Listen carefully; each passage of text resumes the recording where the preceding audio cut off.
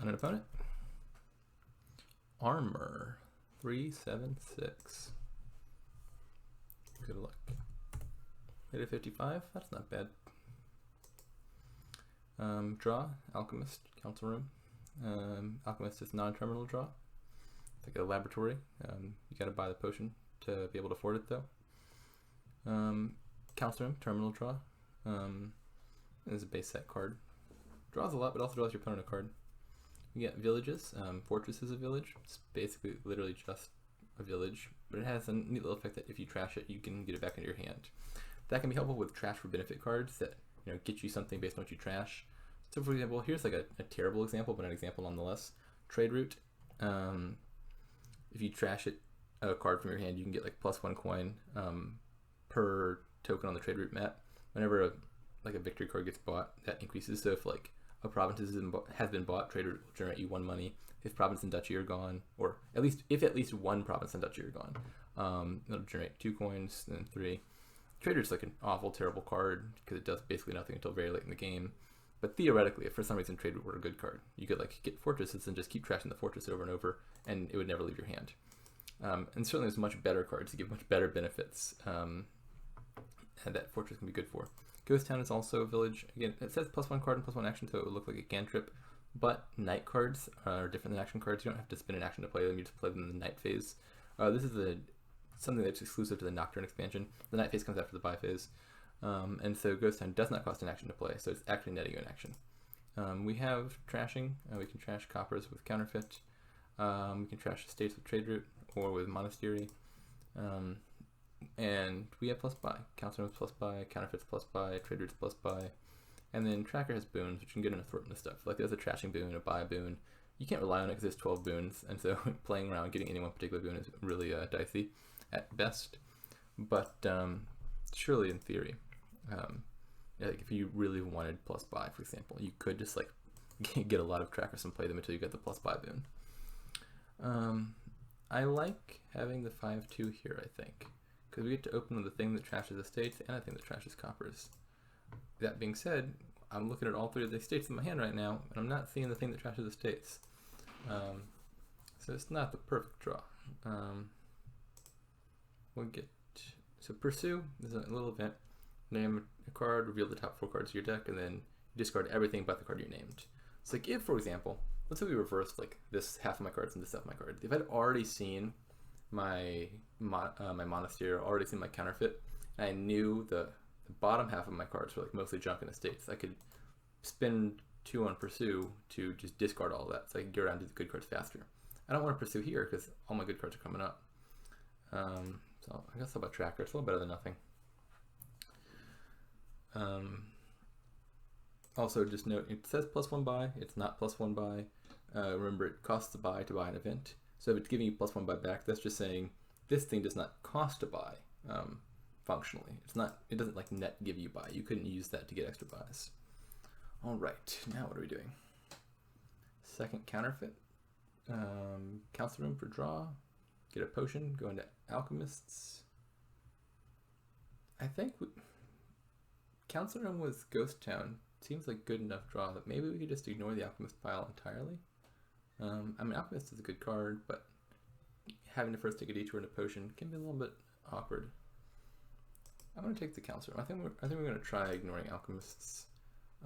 My rationale is in part that the main drawback of Council Room, namely that it draws your opponent card, is a little bit less salient than it normally would be if the opponent is playing Alchemist. The big downside that causes is drawing a card at the beginning of your turn is usually the most valuable time to get like a free +1 card, because oftentimes you have like a combination, like you have to find a village and a draw card to set your turn off. Like if we're drawing with Council Room and Fortress, for example, we need to make sure our starting hand has Fortress and Council Room in it.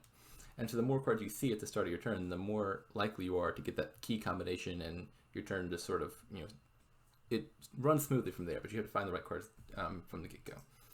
That being said, Alchemist, one of his key virtues is you can top deck them. And so you're always going to have the draw cards on top. So I'm less worried than normal about drawing my opponent an extra card at the start of their turn, because I know they already are going to have their good draw cards in hand most of the time. So now do we get, we got a tracker down there.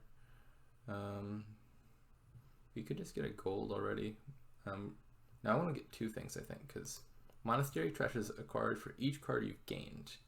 And so if I gain 2 cards, I can trash 2 estates. So let's get a Ghost Town. We want the village, and let's get a silver, because we want money. And just for the hell of it, let's buy a copper, 2 coppers, because I can now trash 4 cards, so I can trash 2 estates and 2 coppers. So don't think that was like a strategic play or anything. Just note that it literally is equivalent to not buying coppers, because I bought 2 coppers and trashed 2. It's just me being needlessly fancy with the Monastery. But hopefully it demonstrates its effect. Monastery can trash as many cards as you gained. That includes coppers that are in play. So if you buy a copper, and you have a copper in play, you kind of break neutral. That could potentially be actively relevant if, for example, if this tower were actually Tomb. Tomb gives you a point per card you trash. You'd be perfectly happy to trash a bunch of coppers and buy new coppers, so be scoring you points. By the way, tower is just 1 victory point per non-victory card you have from an empty supply pile. So if, for example, the Alchemists run out and he gets all 10, those would be worth 10 points at the end of the game, which is a good amount. No, so I'm given the option to top deck it because one of Tracker's effects is while this is in play, when you buy a card, you can put it on the top of your deck. I don't want to do that though, because Ghost Town naturally gains to hand, and I'd rather it be in my hand than on my deck. Alright, we could do the copper thing again, but I've already demonstrated that. No point in doing it a second time. Let's trash another copper. Alright, we are drawing our deck now already with 1 council room. This is nice.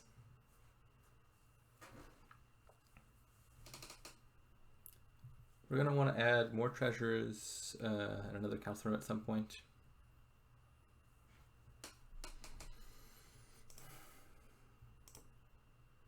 I don't want to discard for gold. Maybe I do. If I discard like that much, then I mean this is saving. I'm getting gold for basically 2 coins. So actually, we do want gold. I'll have to pass up on trashing that copper, but that's fine because we're already kind of drawing as much as we need. And gold is the card we're going to want pretty soon. Let's do that. And I could buy a council room to guarantee I have a council room on the top of the deck.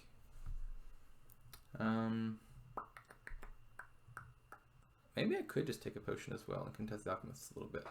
You know, like we said, Alchemist on top would add a little bit of reliability. I've got good plus buy though. Let's just get another gold. Let's be a little bit greedy and hope we find our council room near the top.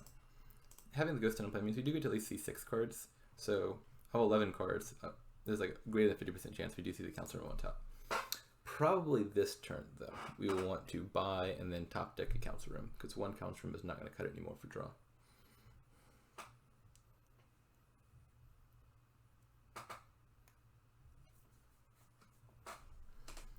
Yeah, so like the thing we're doing is a little bit less reliable for sure than the thing that they're doing with Alchemist, which is like always going to draw. You don't have to find action cards, but it's just going to get started a lot faster. You have to detour to potion, 3 plus potion. Yeah, he's already resigned.